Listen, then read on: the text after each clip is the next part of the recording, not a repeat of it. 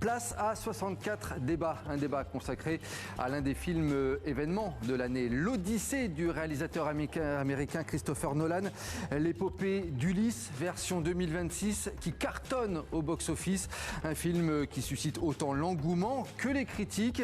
Et pour en parler avec nous, deux invités de choix. Emmanuel Lascou à mes côtés, bonsoir, vous êtes helléniste, auteur, traducteur, excusez du peu, de l'Odyssée et de l'Iliade d'Homère aux éditions POL.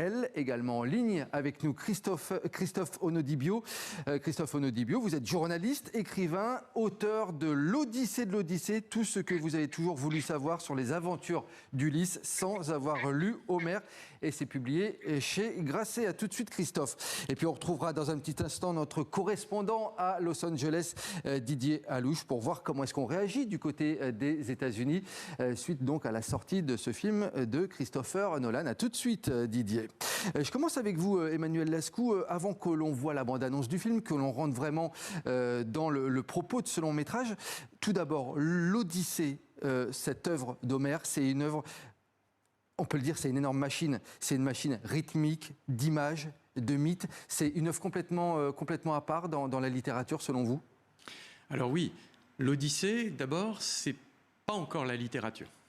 L'Odyssée, c'est une construction, peut-être, on ne sait pas, au fil de la tradition des Aèdes, de ces chanteurs improvisateurs qui n'utilisaient même pas sans doute au départ l'écriture, qui s'est fabriquée à partir de légendes qui ont peut-être des faits historiques comme origine, peut-être une guerre de Troie, peut-être ces fameux retours des héros qui ont pu s'en sortir, se sortir de cette guerre comme ils peuvent. Donc l'Odyssée s'est constituée comme ça, et c'est, à mon avis, déjà un problème de cinéma. Pourquoi ?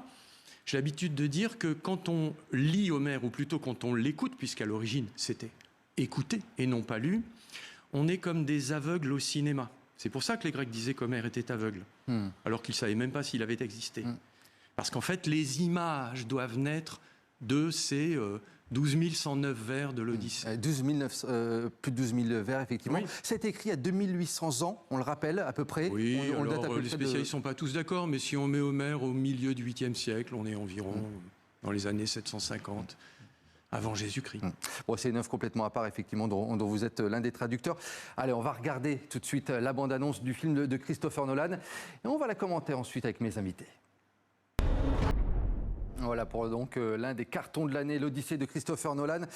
Christophe Onodibio, finalement, qu'on voit le film, je l'ai vu dernièrement au cinéma, effectivement, qu'on voit cette bande-annonce et qu'on voit le film, on se rend compte que l'œuvre d'Homère, en fait, elle est très, très actuelle, que ce soit dans les thèmes et finalement dans l'histoire qu'elle raconte. Oui, c'est ça qui est fou et c'est ce qui explique aussi d'ailleurs le succès de Nolan et le fait qu'on n'ait jamais, finalement, que personne n'ait jamais décroché de l'Odyssée. C'est que vous avez un motif qui parle à tout le monde, c'est-à-dire un homme perdu qui essaie de rentrer chez lui, dans son Ithaque. Ça, évidemment, ça parle à tout le monde, et surtout à notre époque où... C'est pas Homère qui est moderne, c'est nous qui sommes encore, heureusement, un peu anciens. Et donc, ce film, après d'autres, et avant sans doute encore d'autres, mais celui-là, c'est vrai que dans son aspect massif et spectaculaire, nous le dit, nous le montre déjà. Ce film, mais pour en faire à la fois un hommage à Homère, incontestable, et tout autre chose qu'Homère. Combinaison permanente de légendes. Homère n'est fait que de ça lui-même. Justement, on va écouter une réaction. Celle du philosophe, historien et helléniste bien connu, Olivier Battistini. Il a dit ces derniers jours tout le mal qu'il pensait de ce film. Christopher Nolan, selon lui, n'a rien compris à l'univers moral de l'Odyssée. Il a dépouillé, ce sont ses mots, l'œuvre de ses sens philosophiques et métaphysiques. On écoute et on réagit après.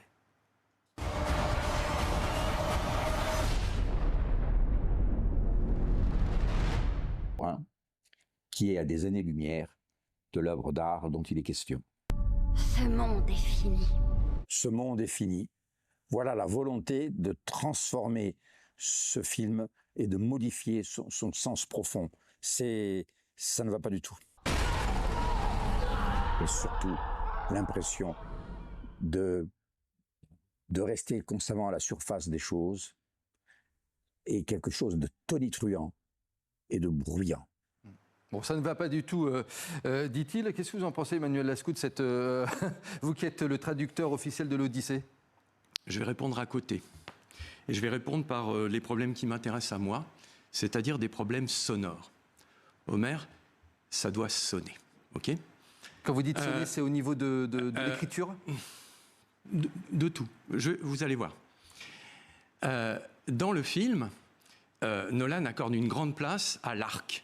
L'arc, l'arme de guerre, l'arme de la vengeance. Okay, et dans le passage du chant 21, où le mendiant, à la fin dans l'Odyssée, puisqu'il n'y a que dans l'Odyssée qu'on vous raconte l'histoire du cheval de Troie qui n'est pas dans l'Iliade, bon, c'est des trouvailles. Finalement, comme le disait Christophe, il a zappé un tiers de l'Odyssée. Il était obligé, sinon le film aurait duré 10 heures. Ouais, 10 heures, il a enlevé le centre. Le centre est fondamental. On est chez les Phéaciens. Et là, c'est Ulysse qui raconte son histoire à Alkinoos et à la reine des Phéaciens arrêtée après avoir été récupérée sur la plage, la fameuse scène merveilleuse avec Nausicaa. Et là, qu'est-ce qu'il fait, Nolan? Il transfère le récit que fait Ulysse aux Phéaciens en un récit qu'il fait, alors c'est vrai avec beaucoup de consommation de lotus, à Charlize Theron, que par ailleurs j'ai trouvé très convaincante dans Calypso. Voilà. Le film, il a également connu son lot de controverses aux États-Unis, les États-Unis où on rejoint justement notre correspondant à Los Angeles, Didier Alouche. Didier, ce film, il a reçu effectivement des critiques très virulentes, notamment de la droite conservatrice. Dites-nous en plus. Alors ça a été la controverse la plus inattendue de ce début d'été ici. Le film a agité la fachosphère conspirationniste depuis plusieurs semaines. Cette polémique, c'est la polémique Odyssée. Tout a commencé avec un blogueur bien connu des milieux d'extrême droite américains. Il s'appelle Matt Walsh et sa spécialité sur X, c'est la diabolisation des personnes LGBTQ+.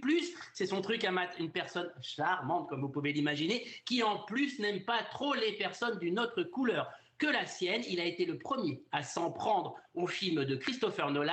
Il lui a adressé 3 reproches. Le premier, c'était la présence du rappeur, le mégastar Travis Scott. Il est noir et il joue le poète Démodocos dans le film. Ensuite, il y a le rôle d'un soldat grec tenu par l'acteur transgenre Elliot Page. Et surtout, le choix de l'actrice noire Lupita Nyong'o pour jouer Hélène, la reine qui déclenche la guerre de Troie. Je sais, je fais court, messieurs, pardon pour le raccourci. Or, sauf erreur de ma part, vous me corrigez si je me trompe, Homère ne parle jamais de la couleur d'Hélène, mais de son éclatante beauté. Et là-dessus, on ne peut pas dire que Chris Nolan se soit trompé avec Lupita Nyong'o. Et Didier, un certain Elon Musk a décidé de participer lui aussi à la polémique. Oui, c'est ça qui est encore plus drôle.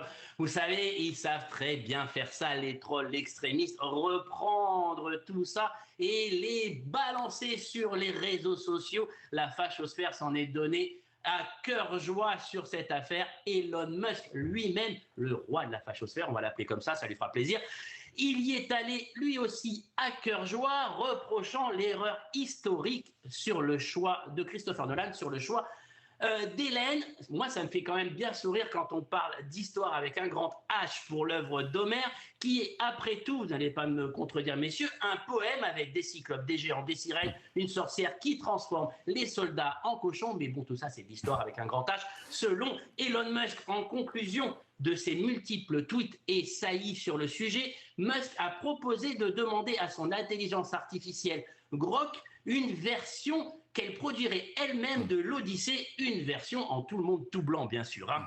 Tellement envie de l'avoir, cette version-là. Si, je vous jure.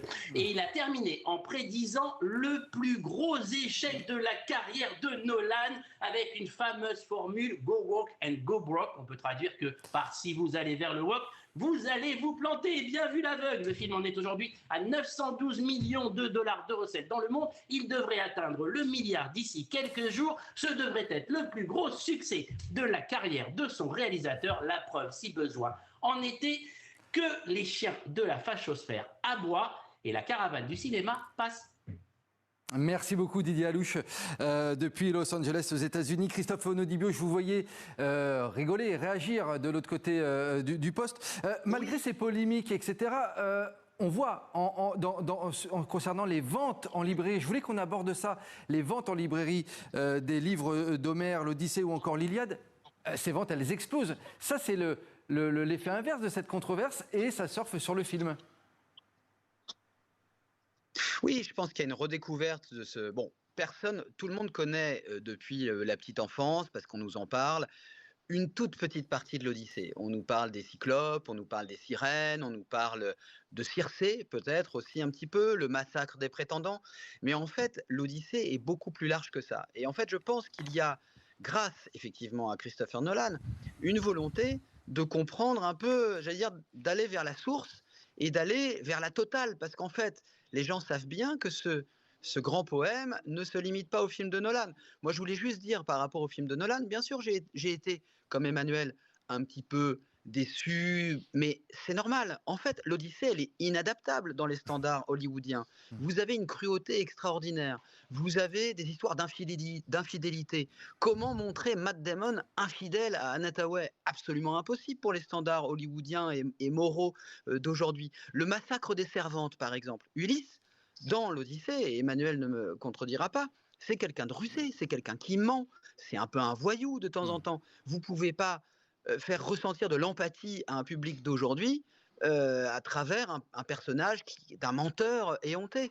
En revanche, ce que Nolan a très très bien fait, et je reviens à votre question, c'est que une des idées, un des fils rouges très importants que Nolan reprend bien de l'Odyssée, c'est cette loi d'hospitalité. Quand vous êtes un navigateur qui cherche à rentrer chez lui dans un monde inconnu, vous êtes obligé de compter un peu sur les gens qui vous accueillent. Et cette loi d'hospitalité dictée par Zeus, elle parcourt tout le film de Nolan et elle est fondamentale dans l'Odyssée. Et après, effectivement, c'est une fiction, donc chacun peut se l'approprier. Il faut que chacun se l'approprie. Donc en fait, juste pour vous répondre en une phrase, les gens ont parfois peur de s'atteler aux 12 000 vers d'Homère, même si Emmanuel les a très bien traduits, parce qu'ils n'ont pas les références dont Homère parle. Homère, il parle à un auditoire qui connaît les faits, qui connaît les dieux, les relations entre les dieux et les héros. Il connaît tout ça. Son auditoire a les refs, comme disent les jeunes d'aujourd'hui.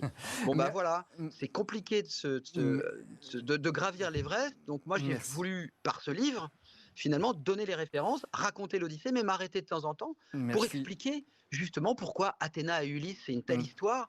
Et donc, il y a une volonté. Merci Christophe. C'est génial et je remercierai toujours Nolan pour ça. Voilà.